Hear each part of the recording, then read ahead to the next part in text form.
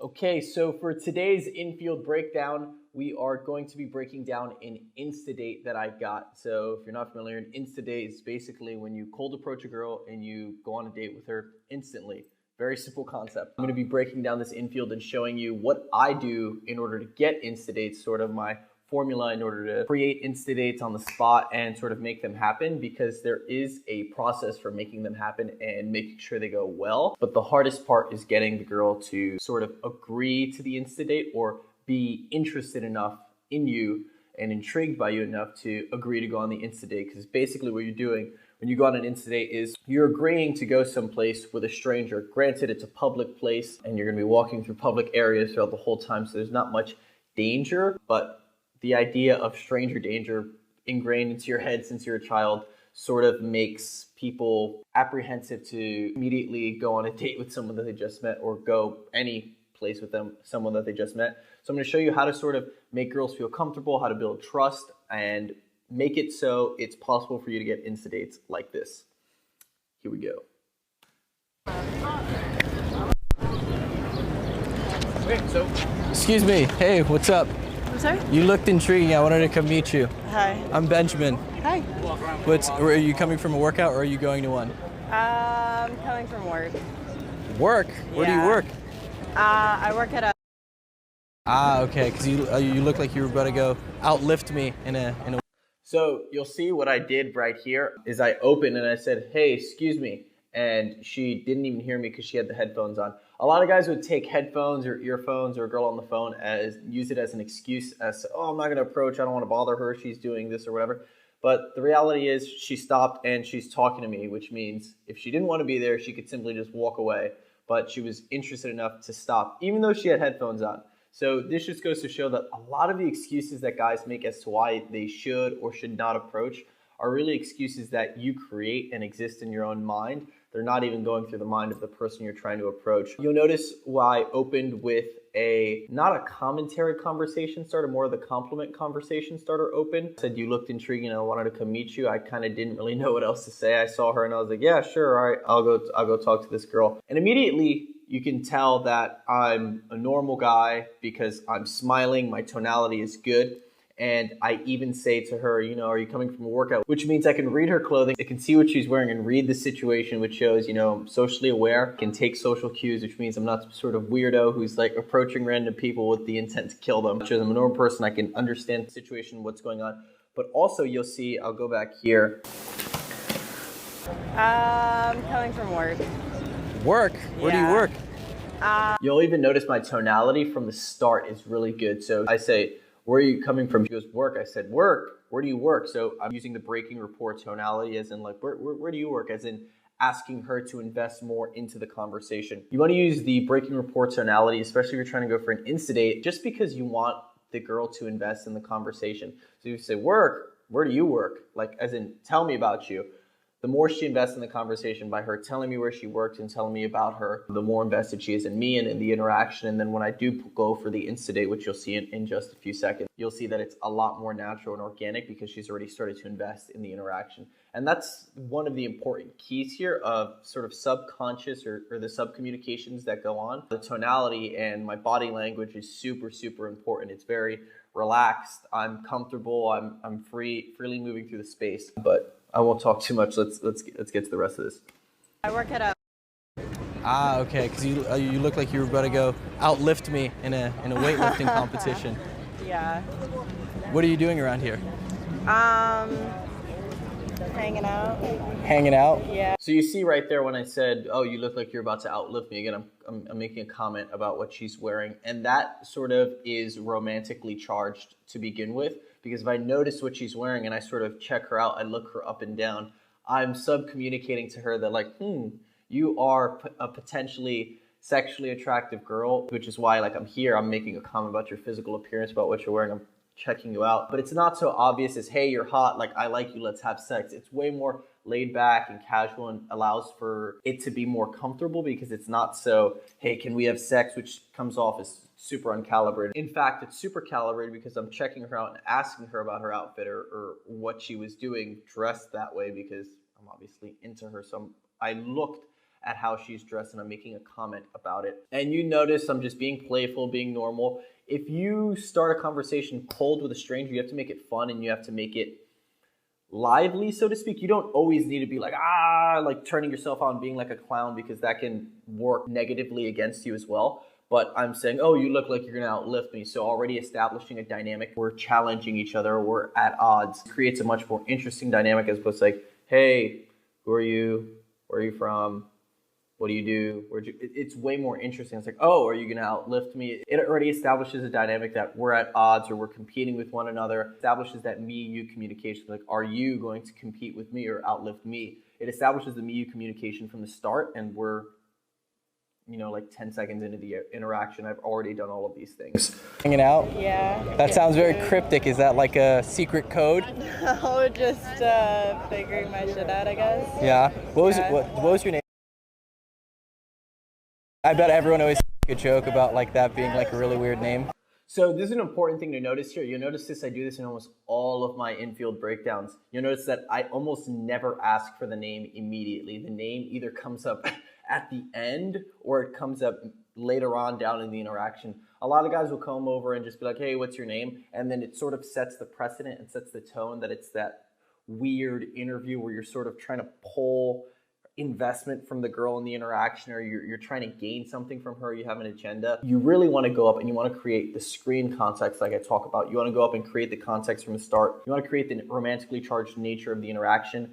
You want to make sure it's man and woman, and you want to establish the me communication first. All three of those things, which are basically the same thing, all of those things are way more important to establish in the beginning as opposed to getting her name, because you guys can basically be very physically into each other. You can have a really great dynamic and a really great conversation all before you even need to know the name. The name is really just a formality. So you don't really need to have the name from the start or go for the name immediately. You can sort of go for it when there's a pause in the conversation or it feels like it makes sense to ask her. You'll also notice that I was like, oh, what are you up to or what are you doing right now? She's like, oh, just hanging out. I'm sort of screening for the logistics already. This is an important part of the instant date formula. Basically, you want to establish where she's going, where she has to be, or find out where she's going and where she has to be. And based on those logistics, you can start to see, okay, where can I pull her? Is it possible for me to go for an Insta date?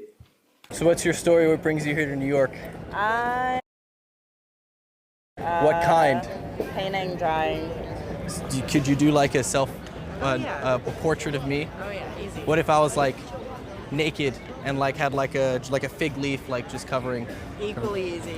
Equally easy. Equally easy. Can you do like So you'll notice I asked her another qualifying question. I said, oh, so what's your story? Textbook qualifier, makes the girl invest, discuss more about who she is as a person. And if she's going to describe to you who she is as a person, chances are she's going to describe it in a way that makes her look good. So this is already creating the context and creating the dynamic that she's trying to impress you. And it makes it really conducive to you screening her and creating the screen context. You also notice as soon as she tells me I find the way to make it romantically charged. I find the way to make it man to woman. So I say, oh, so could you draw a portrait of me? And I sort of do this physical gesture that I'm sort of kidding around. Again, literally establishing me-you communication by saying the words me and you. Like I've mentioned before, just saying those words, whether it's through text or in an interaction, can immediately start creating that me-you dynamic that's romantically charged and creates this sort of sexual tension. And then she's like, yeah, easy. Based on how she responded to that, which is positively, I can tell that she's fun and I can like make jokes with her. Based on how she responded to that, I sexualized it even more by saying, oh, what if I was naked and I just had a fig leaf covering my crotch or whatever it was it said. She's like, equally easy. She's already giving me all of the indicators that she's interested in me and that the conversation being sexual and romantically charged are things that she likes and she's okay with it because she's not only participating in the conversation, but she's adding on to it as well by saying, it's easy to draw me naked, and it sort of makes her imagine what I would be like naked, which is something you probably only do with someone you're interested in romantically or sexually or whatever. And you'll see these indicators are registering in my head, and I'm like, maybe I can start going for the poll. Maybe I can start going for the Insta date, and you'll see that happen soon. Like muscles and all of that? Yeah, I can do muscles you're and all like, that. you got all the gains. Yeah. You're like looking bigger than me.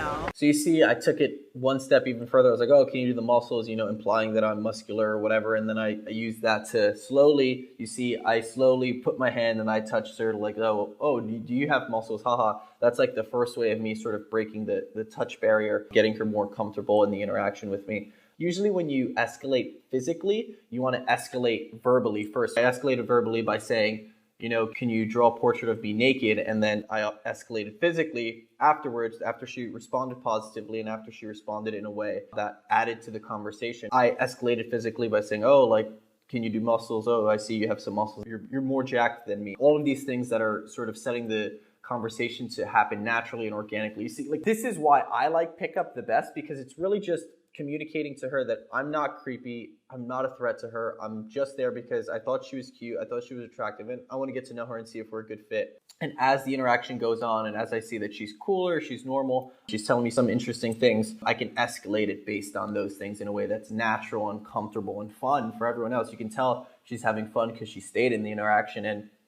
she doesn't have to stop and talk to a stranger. She probably had no intention to, because as I mentioned before, she had her headphones on. But this is really what pickup to me is all about.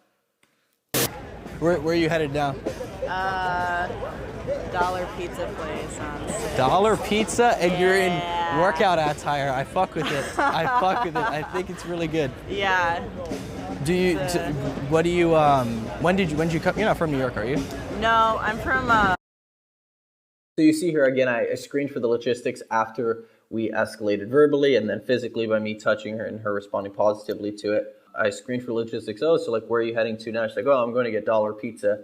You'll see that I stumble up a little bit here. And I'm like, where are you from? So this is why I don't like asking the biographical questions or getting to the biographical questions so early. Like, hi, what's your name? Where are you from? Because then in moments like this, when you freeze up or you're not sure what to say, you can use those things as something to fall back on as opposed to what you go in with.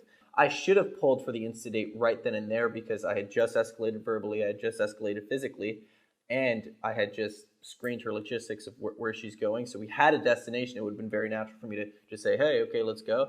But it sort of overwhelmed me a little bit. Again, this was one of my first times recording. I have a fucking microphone taped to my nipple. So I was a little less comfortable in the interaction in the set as I normally would if this was, not me recording this for the sake of the infield. I probably would have just gone on the interstate right there, but I was sort of in my head and not thinking as much. Country girl. So did you live in like a camper or like a trailer or something like that? No, I live in a real house. Real log cabin or like real house that someone just built? Like a house. Did like your great grandfather build it? Did he like come here from like England and build it over there? Oh yeah, absolutely. Yeah? Yeah. That's what I'll Which you'll see, even though we're exchanging biographical information that's normally like boring, I'm making it fun. I'm adding jokes into it. I'm magnifying even the biographical information. Instead of just magnifying what she says into like, oh, so could you draw me naked? I'm magnifying what she says about, she lives wherever by saying, oh, do you have a trailer park or do you live in a log cabin or people only live in, the woods or whatever. So you see I'm magnifying and keeping the interaction fun, natural, and constantly flowing, even when it's a boring topic. When are you headed to? There's one over on 6th. Yeah, 6th is that way. I think it's 1 block over, and then down. Is it close by? I might need to grab a Gatorade. You want to walk together? Yeah. Let's do it. Walking together with random strangers. I hope you don't roofie me.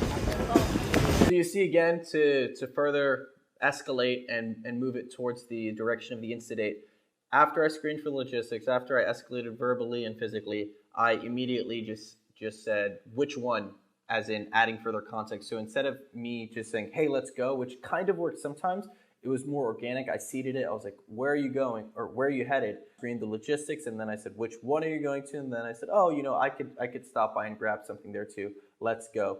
We walked over. Notice, though, that as soon as we walked over, to sort of ease any uncomfortableness or apprehensiveness that she may have had towards, walking with a total stranger that she met, 4 minutes ago to get pizza. I'm like, oh, walking with random strangers, this is totally fine.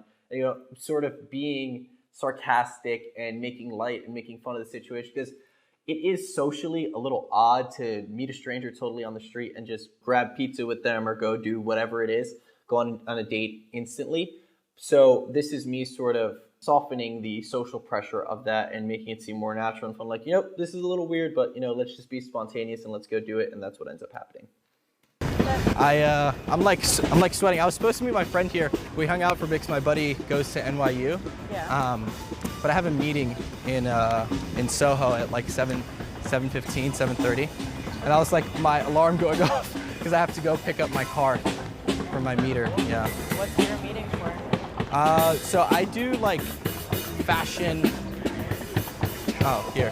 Yeah. I do like. I'm like, what are you pointing at? No, I do like fashion, and I have like a marketing company, so I do. It's like within like fashion, like men's grooming and stuff like that. So I have like a meeting for that. Literally, all the entire industry is like in Soho, like Yeah, that sounds. in like a sounds four like you're in the right within spot. like a 4-block radius. Yeah. Do you usually just walk around with strangers? Not usually. Only on the weekends? Yeah. When you're hammered and intoxicated? Oh yeah, absolutely. Best time to make friends. Do you go out a lot around here? Do you see, again, me softening it a little bit more? Like, do you usually walk around with strangers, making it fun, making the interaction light and comfortable, and, all that good stuff. Also, you see I say, do you usually do that when you're drunk and intoxicated on the weekends when you go out? So this is sort of me screening and seeing, does she go out? So then later on down the line when I say, hey, we should go out and grab drinks or grab dinner or go out, to a club or a bar or whatever. It's a lot more natural and organic since it's something we talked about as opposed to something that comes out, randomly out of the blue. So this is something I say, I gauge what she does, gauge her interest, and then sort of later on down the line I can refer back to it. A little bit. Usually just go out with my coworkers. Where do you go usually? Do you go to like the bougie like clubs with like the bottle service and like the cocaine promoters, or do you go to like the dive? Pizza. You go to like the dive bars. Cocaine service. No. No, we usually hit the middle and go to like Free Sheets or something around the vicinity. Yeah, I usually go out like around here, like Lower East Side, Soho too. But I do occasionally go to like the bougie clubs too. It's because I was in LA. I've lived in LA for a while. It's like that's like all there is there. Oh, I should have seen by the DB. It's actually an O neck. Like it's called a scoop neck. Might have to push you into traffic.